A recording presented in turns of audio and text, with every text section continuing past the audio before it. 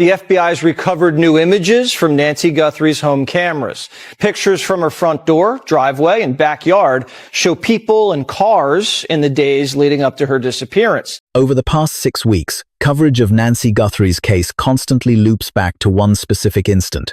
At exactly 1:47 a.m., the surveillance feed cuts out. An unidentified person wearing a mask stands on the veranda. Crimson stains pool on the entryway, and a heart monitor completely loses its signal. By 2:28 a.m., a car is seen fleeing the scene at high speed. At 2:36, the sequence of events becomes a national obsession broadcasted across every major network. Federal authorities published visual evidence, prompting specialists to scrutinize the clips second by second, while amateur sleuths argued over the smallest clues. Yet, a completely different sequence of events exists, and it has gone largely unnoticed by the masses. The window spans from 9:50 p.m. all the way to 1:47 a.m. That is exactly 4 long hours. For 4 unbroken hours, an 84-year-old senior with a cardiac device and severe hearing loss sat entirely isolated in a residence, knowing no one planned to visit until midday tomorrow. So what exactly unfolded in that 4-hour block? Furthermore, what could possibly explain her abandoned nighttime pills? How could an intruder navigate the premises for exactly 41 minutes without tripping any security sensors, breaking any locks, or causing a noticeable commotion before the situation turned fatal? The solution has actually been staring us right in the face from the very beginning. By the conclusion of this breakdown, you will grasp exactly why that 4-hour gap completely shatters the narrative. However, let me state something explicitly before we move forward. The following presentation explores hypotheses derived from open-source data and professional evaluations. Every individual mentioned remains uncharged and legally innocent until proven otherwise in a court of law. Additionally, law enforcement officials in Pima County have officially announced that Nancy Guthrie's relatives are no longer considered suspects. We are not pointing fingers, as this is strictly an analytical deep dive. Anyone holding clues regarding this mystery should reach out to federal agents directly at 1-800-CALL-FBI. Authorities are currently dangling a $1.2 million bounty for any tips leading to Nancy's safe recovery. Let us dive right into the actual facts of the incident. Nancy Guthrie resided by herself, which was a personal choice rather than a necessity. The 84-year-old vanished without a trace on February 1, 2026, from her residence located in the Catalina Foothills neighborhood of Tucson, Arizona. Originally born Nancy Mlay, she became a single mother to 3 kids following the tragic passing of her spouse, Charles, during a Mexican mining expedition back in 1988. At just 46 years of age, she suddenly had to fill the roles of both parents. Her child, Savannah Guthrie, eventually grew up to become a famous anchor on the NBC morning program known as The Today Show. Meanwhile, her other daughter, Annie, resides a mere 4 miles down the road alongside her spouse, Tommaso Cioni. Her boy, Cameron, served as an Air Force colonel and piloted F-16 fighter jets before retiring. Despite having ample financial means and relatives living close by, Nancy fiercely maintained her autonomy. She battled severe cardiovascular issues by strictly adhering to a daily pill regimen, taking essential doses both at sunrise and at dusk just to stay alive. Furthermore, she was equipped with a cardiac implant that automatically transmitted data to her Apple electronics overnight. Throughout daylight hours, she relied heavily on high-tech audio amplifiers, though she always took them out prior to going to sleep. Once those devices were removed, she was left profoundly deaf. Physically, she tipped the scales at exactly 150 pounds. Each and every evening, she drifted off to sleep inside that residence without a single soul around. Nancy avoided getting behind the wheel after dusk, not from a lack of ability, but simply because pulling up to an unlit, vacant property creeped her out. Once the sun went down, she consistently depended on relatives or rideshare apps to secure a safe ride back. On the night of January 31st, 2026, Nancy grabbed an Uber heading to her daughter Annie's place for a family meal. She pulled up at exactly 5:32 p.m. for an evening filled with food, board games, and lively chatting. It seemed like your average Friday night until roughly 9:50 p.m., when a driver transported Nancy back to her property. Her automated garage portal shut securely at 9:50 p.m. Based on official records, Tommaso Cioni was the one who chauffeured her that night, claiming he watched her walk inside just before the bay doors sealed shut. The moment that heavy door lowered at 9:50 p.m. serves as the final concrete proof that Nancy Guthrie made it indoors breathing. Not a single security feed captured her crossing the threshold, nor did any nearby residents witness the late-night arrival during the subsequent 14 hours. Throughout that entire stretch, 0 people tried reaching out to her. Not a single phone call rang, 0 text messages were sent, and no one bothered making the 4-mile trip to look in on an 84-year-old cardiac patient who was moments away from removing her earpieces to face utter silence. In fact, authorities were never alerted because a concerned loved one noticed something felt off. Alarm bells only started ringing when she failed to log into a virtual Sunday service broadcasted the following day, sometime close to 11 a.m. On February 1st, relatives finally swung by to see what was going on. They scoured the interior rooms and combed through the surrounding yard, yet Nancy was absolutely nowhere to be found. Striking exactly at noon, panicked relatives dialed 911. By that point, whatever tragedy befell, Nancy Guthrie had already concluded a minimum of 9 hours prior. Just before we plunge into the forensic data, if you care deeply about fighting for senior citizens who desperately need justice, please click the subscribe icon and activate your alerts. Our team here at Crime Uncovered refuses to simply narrate tragic events. Instead, we dig aggressively for hidden facts in mysteries, screaming for clarity. Every single clue holds weight. Marginalized victims warrant a megaphone, and Nancy Guthrie absolutely merits a fair resolution. Mainstream media has hammered the documented sequence of events, yet a deep dive reveals the focal point is hardly the 41-minute blackout. The true mystery lies in the 4-hour block preceding the device tampering. At 9:50 p.m., the parking bay seals, signaling that Nancy is safely indoors. The entryway secured itself firmly in her wake. The crucial medical timeframe falls right between 9:50 p.m.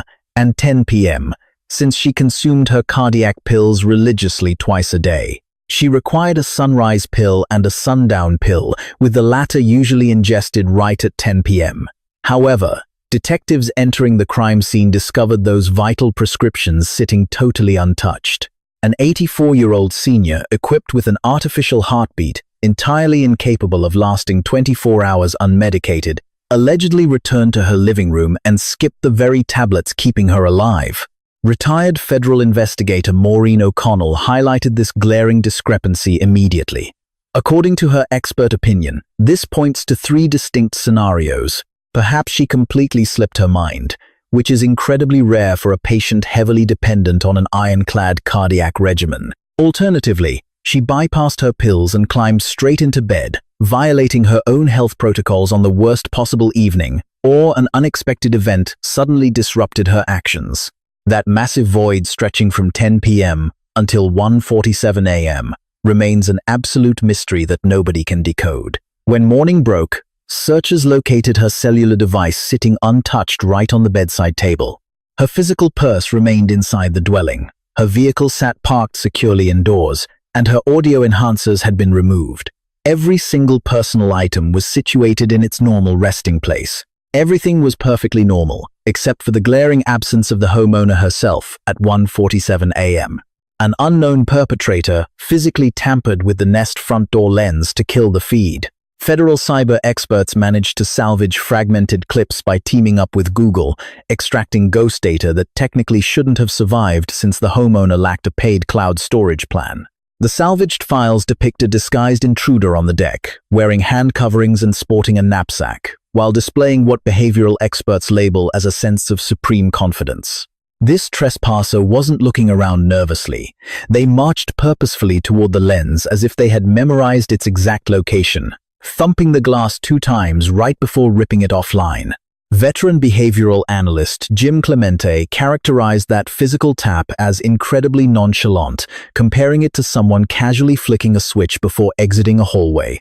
The suspect appears decked out in dark nitrile hand protection, a winter face covering revealing hints of a beard, a 25-liter Ozark Trail rucksack purchased from Walmart, and what strongly resembles a concealed waist holster. Federal agents classified the suspect as a male subject, hovering somewhere between 5'9" and 5'10" tall with a medium physical frame. This phase spans from 1:47 a.m. straight through to 2:28 a.m. That leaves exactly 41 minutes of terrifying uncertainty unfolding within the property walls.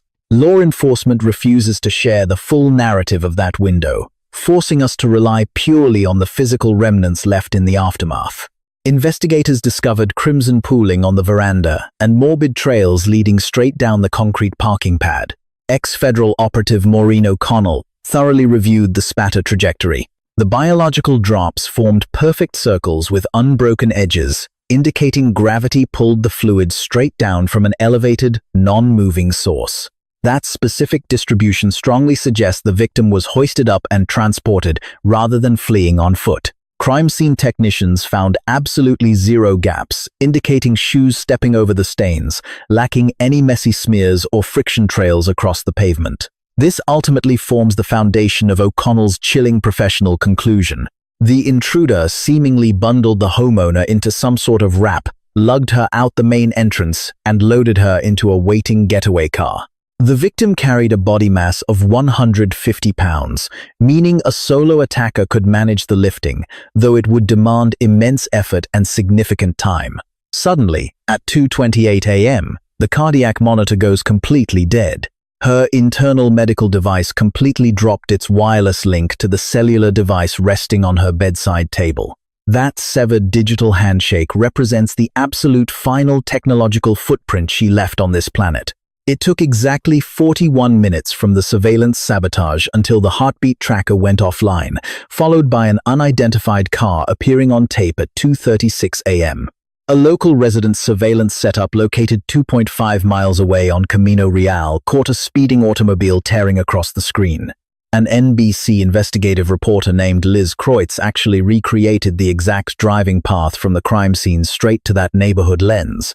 Navigating that exact stretch required exactly 6 minutes behind the wheel. The medical device dropped its signal at 2:28 a.m., followed by a 6-minute transit time, aligning perfectly with the car flashing on screen at 2:36 a.m., leaving a tiny 2-minute discrepancy.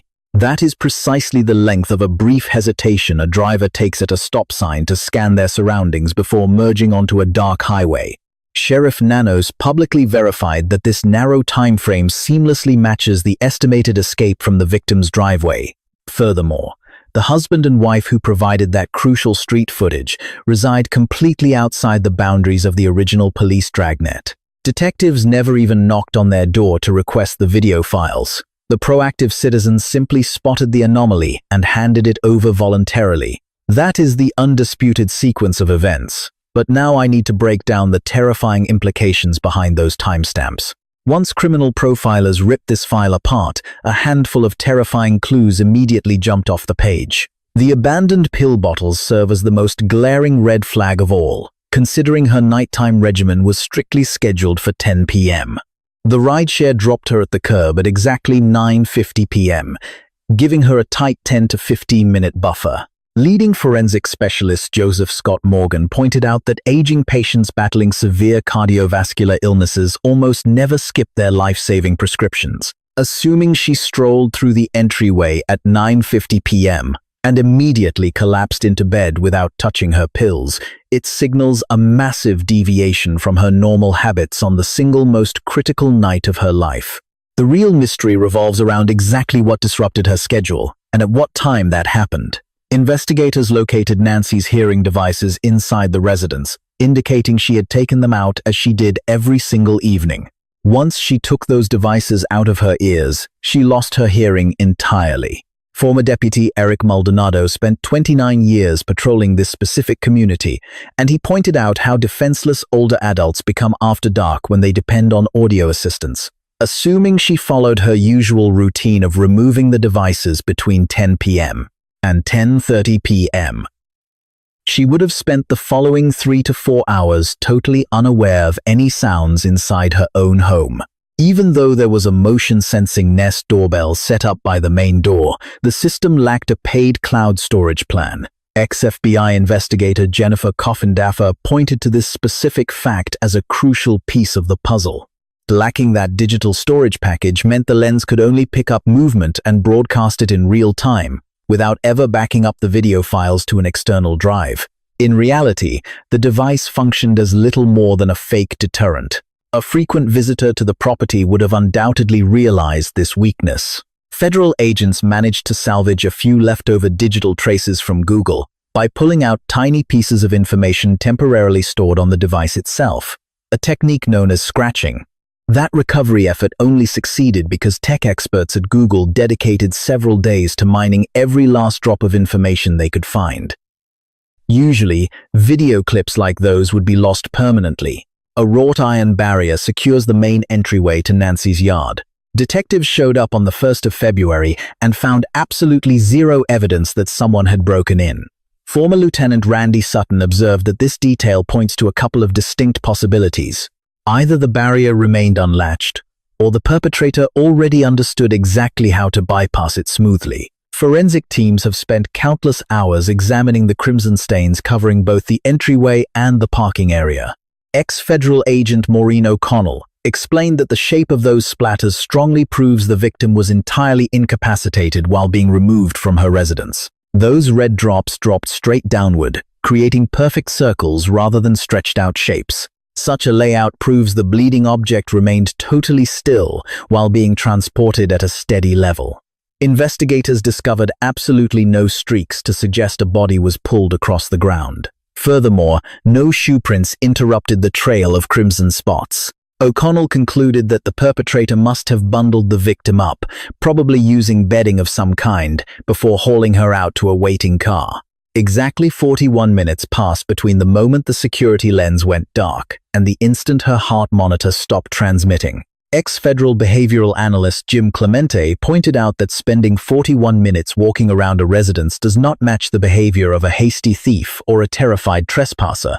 The duration implies the culprit took their sweet time, remained entirely calm, and navigated the hallways well enough to bypass security sensors, avoid bumping into tables, and keep perfectly quiet so the folks next door wouldn't hear a thing.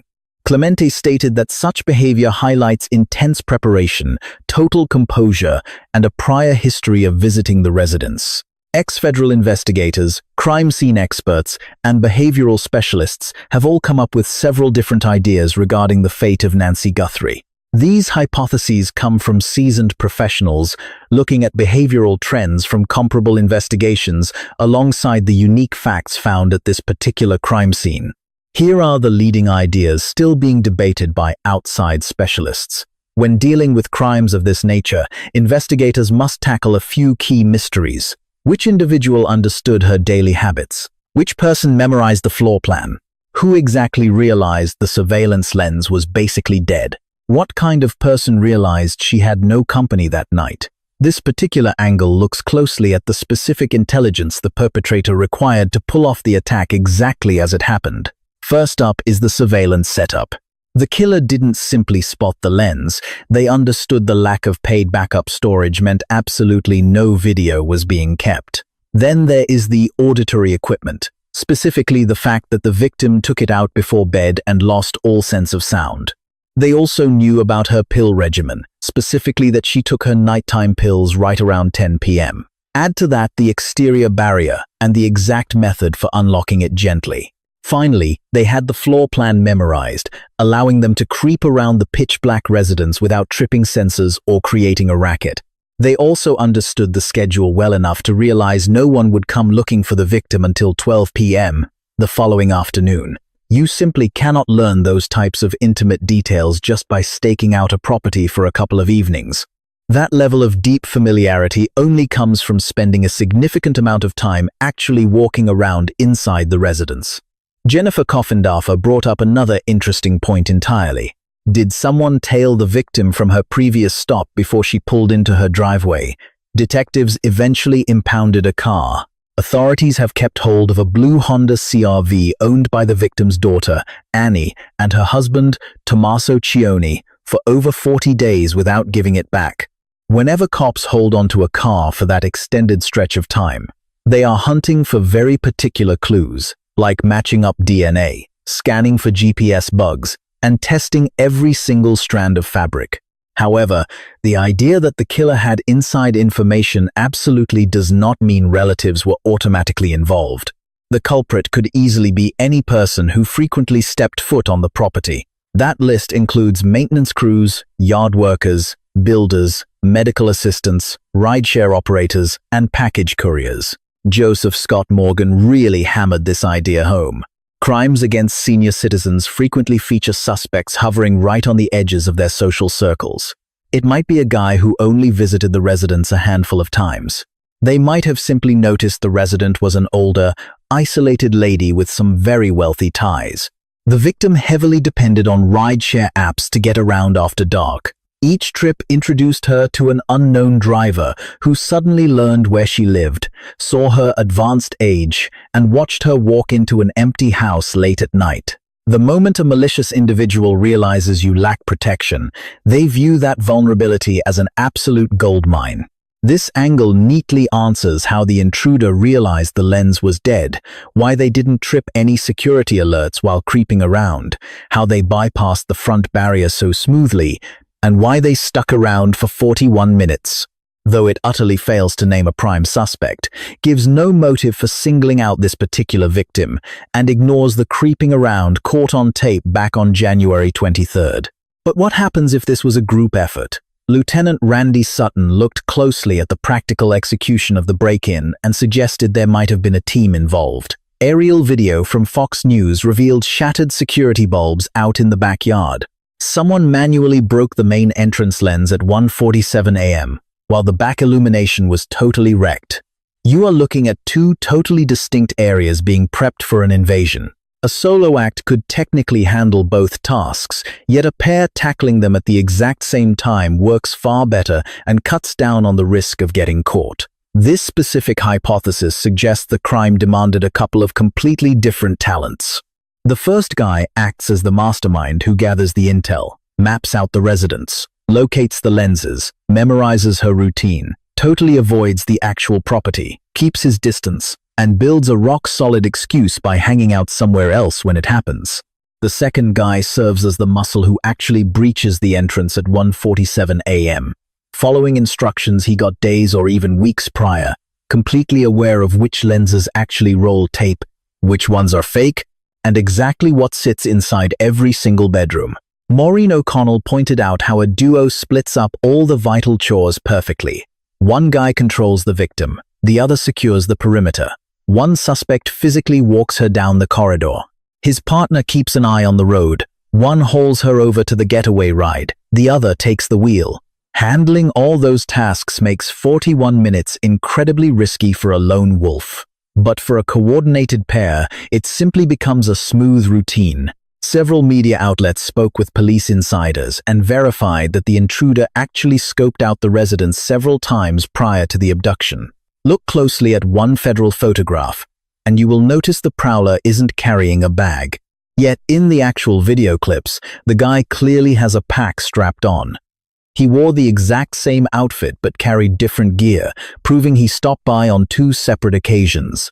Whenever a stalker conducts scouting missions over several weeks, it points to a massive amount of plotting and extreme readiness. On top of that, several locals mentioned their Wi-Fi cutting out during the late hours of February 1st. A guy living right next door checked his Ring devices only to discover they had totally stopped rolling tape during that exact time frame.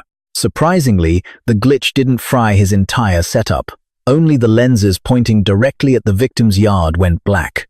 Devices covering the opposite end of his yard, which ran on the identical router, Wi-Fi band, and electrical plug, captured video without a single hiccup. You can't just chalk that up to a random broadband crash. What we have here is a precision technological attack focused directly on particular hardware pointing in a highly specific angle. A gadget designed for this exact purpose, known as a Wi-Fi deauthentication tool, works with pinpoint accuracy, hits a focused area, and slides right into your jeans. You can buy one for under $30. This hypothesis covers the scouting behavior, the digital blackout, the 41-minute window, and exactly how an intruder walked through a strange house pitch black. However, this means cops have to hunt down a duo rather than a single killer. They have to establish proof of a partnership, and they still cannot explain how the mastermind and the muscle hooked up to begin with. Then again, what happens if the reality is way less complicated than a tactical strike? Could it really just boil down to pure financial gain? Both ex-federal agents, Jim Clemente and Maureen O'Connell, went on Brian Entin's podcast and argued that detectives desperately need to look into senior exploitation as a major factor here.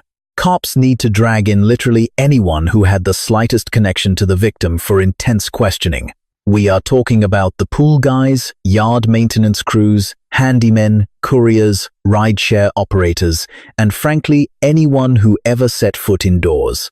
Joseph Scott Morgan took the idea a step further.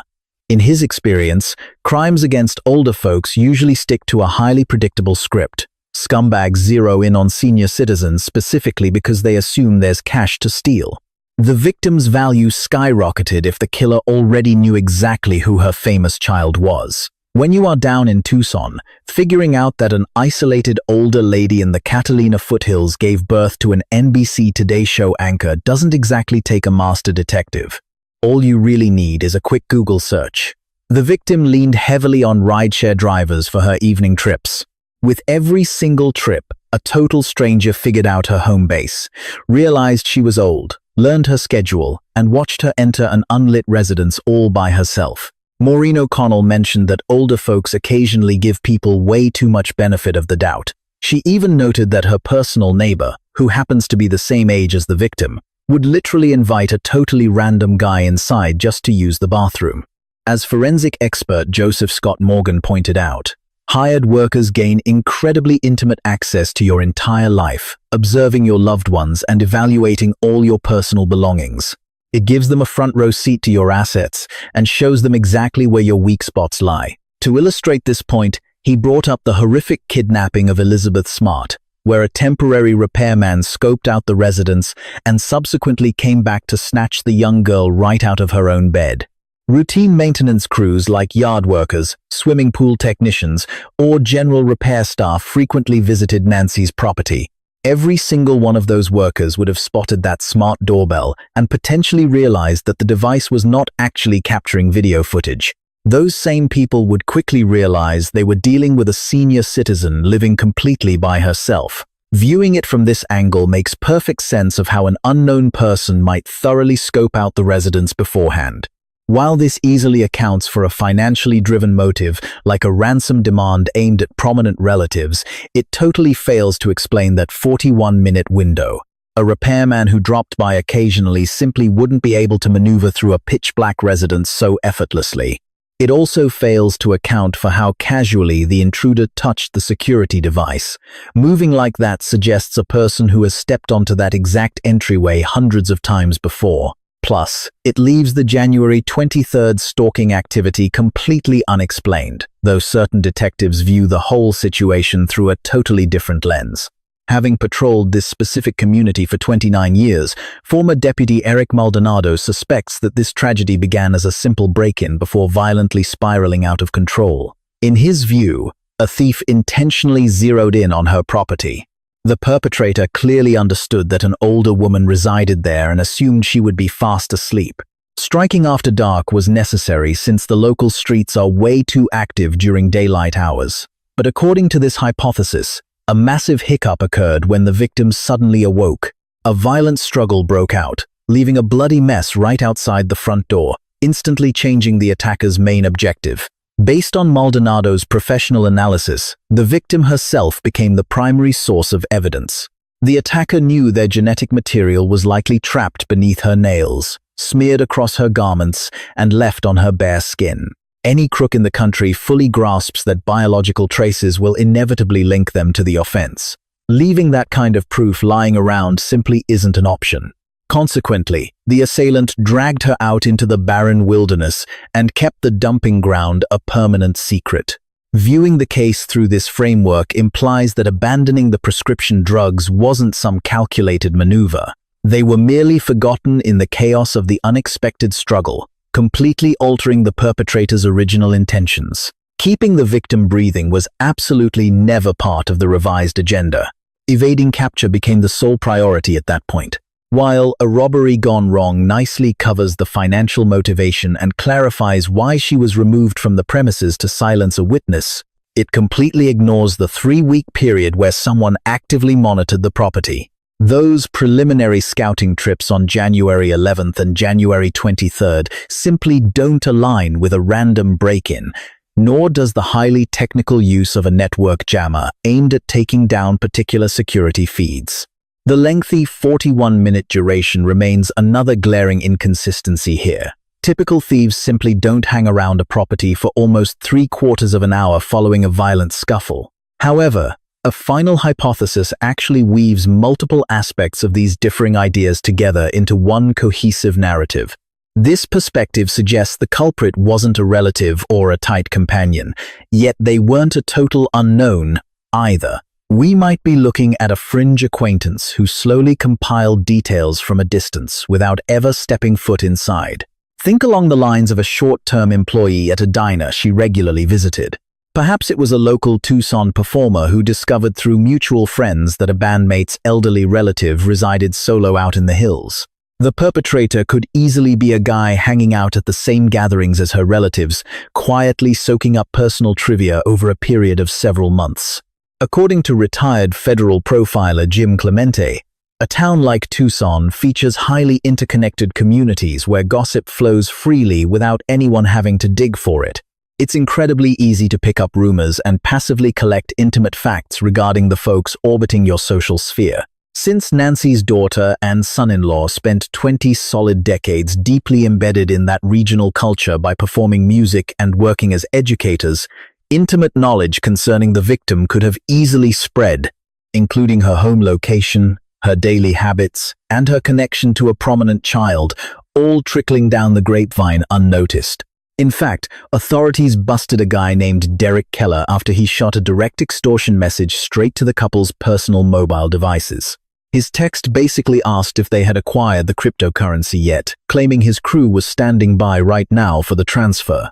Law enforcement quickly realized this was merely a sick prank entirely unrelated to the actual abduction, leading to fraud charges against the sender, though one particular detail stands out. The suspect wasn't some random scammer operating from across the nation. He was actually heavily involved in the gritty local arts scene, hitting the stage using the alias Secret Mutilator. That happens to be the exact same creative environment where the son-in-law has spent almost 20 years performing with his own musical group. The prankster shared proven ties with various characters throughout that tight-knit artistic community, mingling in the same dive bars and friend groups.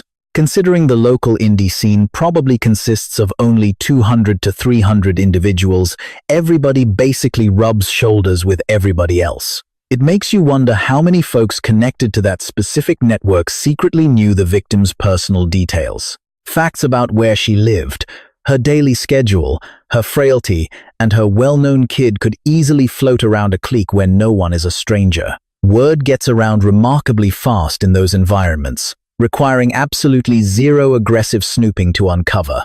Approaching the case from this angle clarifies how an outsider might compile such thorough surveillance data on the target. It also perfectly justifies why the extortionist already possessed the son-in-law's private digits, since mutual acquaintances would have readily supplied that contact info. It completely justifies the attacker possessing deep knowledge of the elderly woman, despite never having set foot inside her residence. Yet, we are still left puzzling over that massive 41-minute gap, because it's virtually impossible for a total stranger to blindly navigate a pitch-black floor plan so flawlessly. It also fails to justify the incredibly relaxed demeanor displayed right on the front stoop. Confidently swatting at a surveillance lens doesn't fit the profile of a distant acquaintance, nor does simply knowing a guy guarantee you'll discover his relative skipped paying for cloud storage. We have 5 distinct possibilities on the table, and one absolutely has to be the truth. However, The frustrating lack of suspects directly ties back to how terribly the physical clues were managed, especially considering the property was completely unsealed in less than 20 hours. Once the crime tape came down, a whole parade of unauthorized civilians freely wandered across the grounds. An officer even guided a brand new maintenance crew straight into the rear garden area to service the water feature. Yard workers dragged their heavy equipment all over the lawn. Food delivery drivers dropped off meals, and a medical aide casually strolled inside. Journalists even marched right up to the entryway and snapped pictures of the red stains still smeared across the concrete. Crime scene specialist Joseph Scott Morgan recorded this massive breach of protocol, noting the complete absence of anyone guarding the perimeter. He bluntly stated that the genetic material detectives desperately need might literally just belong to the random maintenance worker. Federal agents were forced to circle back after completely overlooking a security device bolted to the shingles during their initial walkthrough. Furthermore, crucial indoor swabs got shipped off to an independent Florida facility instead of heading straight to Quantico, where the feds have expedited testing protocols designed exclusively for abduction scenarios. The local sheriff warned reporters that analyzing those samples could drag on for several weeks, if not an entire year. That promising genetic hit from the handwear ultimately belonged to a completely innocent food service worker, leaving investigators with only one viable sample left, though the sheriff later contradicted himself on national television by claiming they never even found a glove indoors. Federal authorities informed the press that the local police chief has been hopping between various news networks, constantly spinning conflicting narratives about the exact same details. During one briefing, he boldly declared that absolutely nobody had been ruled out, only to turn around and blast anyone who dared to suspect the relatives, calling those rumors downright vicious. By the second day of the investigation, he confidently assured locals they were perfectly safe. Yet by day 41, his tune completely changed, warning the entire community to stay highly vigilant and stressing that this nightmare could easily happen to anyone else. Details regarding specialized aerial equipment capable of picking up the victim's heart monitor frequencies were leaked to journalists before the rescue mission even wrapped up. That massive blunder effectively tipped off the kidnapper that law enforcement possessed the ability to digitally pinpoint her medical implant. Unsurprisingly, that wireless transmission hasn't been picked up a single time since the leak occurred. A highly skilled civilian group credited with over 5,000 successful wilderness extractions even drove all the way out to Arizona to lend a hand, only to get flatly rejected by authorities. Renowned volunteer groups like Accuse Search and the United Cajun Navy, both boasting massive track records in locating vanished individuals, stepped up to the plate, but the head of local law enforcement blatantly refused their help. Interestingly enough, back in 2015, federal authorities actually probed this exact police precinct over shady financial practices involving confiscated civilian cash. A high-ranking officer caught up in that scandal was formally charged before ultimately taking his own life. Following that tragedy, the current sheriff blatantly trashed the federal probe during a television broadcast, dismissing their entire operation as complete trash. A retired commanding officer publicly revealed that the current boss absolutely despises federal agents. In fact, 98% of the precinct's own patrolmen had already cast a massive vote of no confidence against his management style long before this kidnapping ever took place.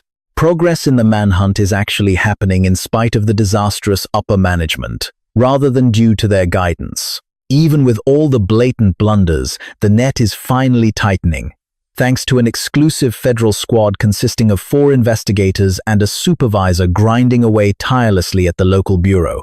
That massive 400-person deployment has officially packed up and gone home, leaving behind a highly concentrated, stealthy, and targeted operation.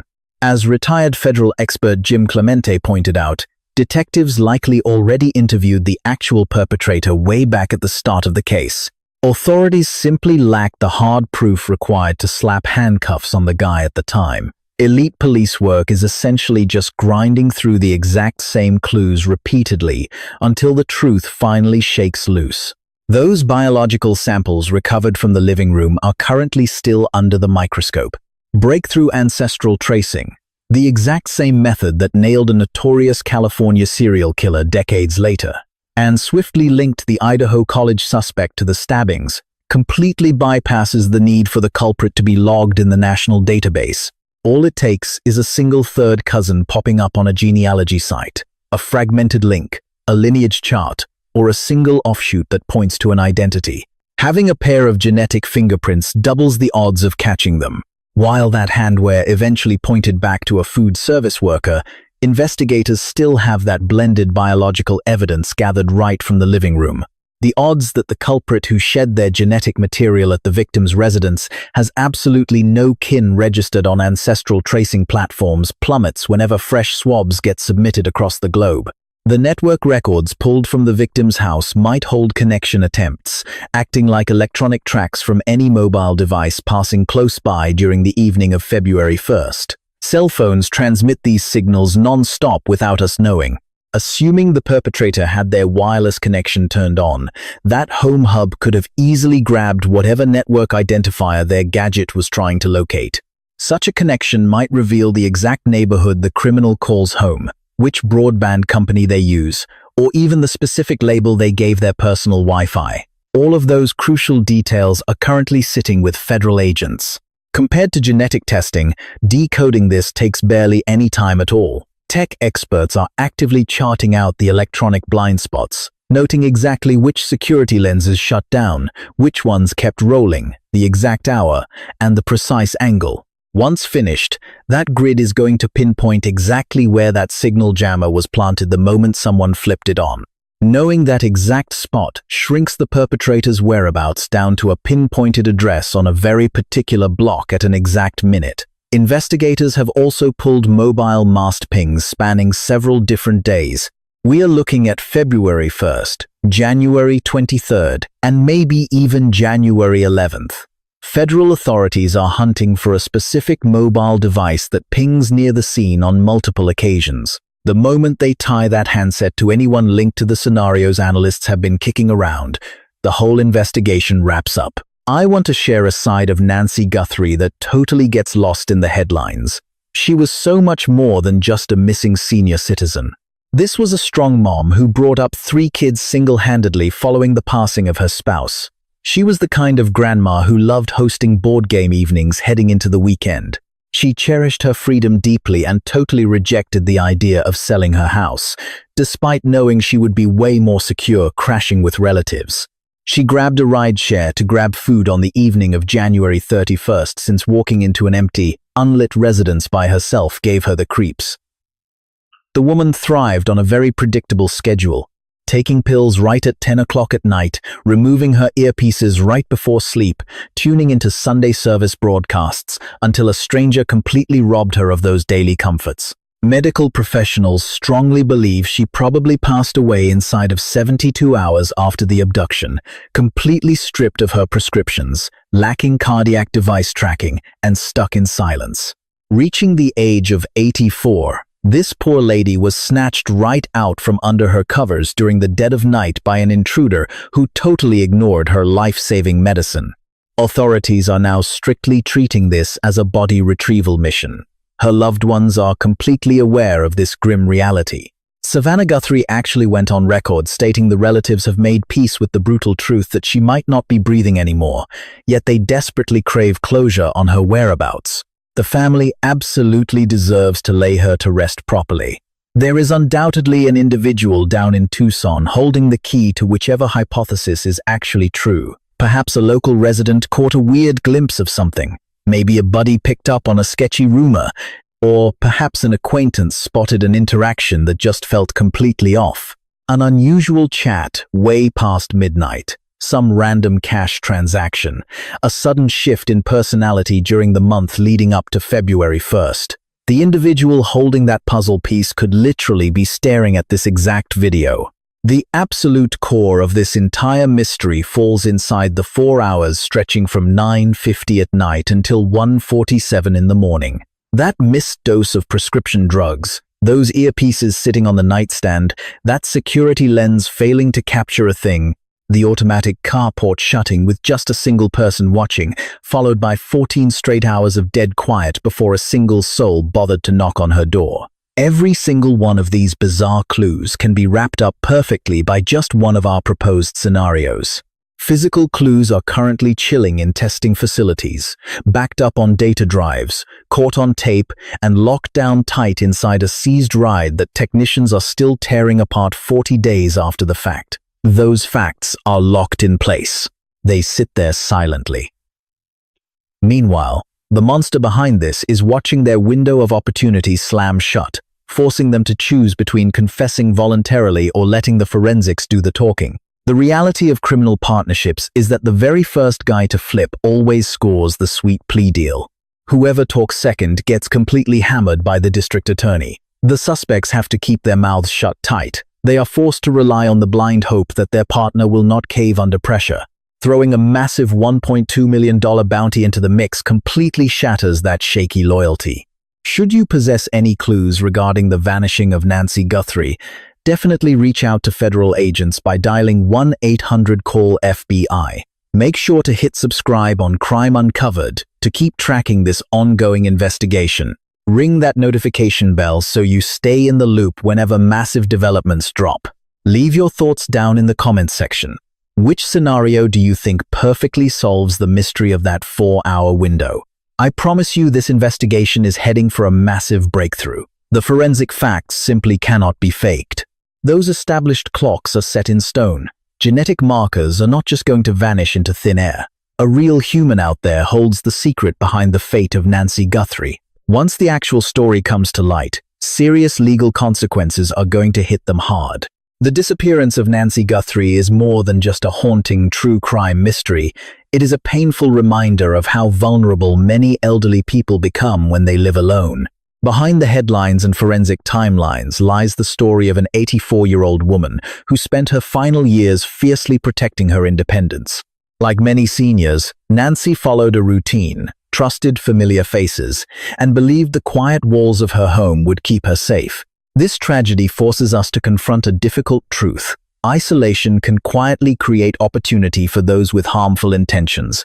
Elderly individuals who rely on caregivers, rideshare drivers, or service workers often reveal more about their routines and vulnerabilities than they realize. What seems like ordinary daily life can become valuable information to the wrong person.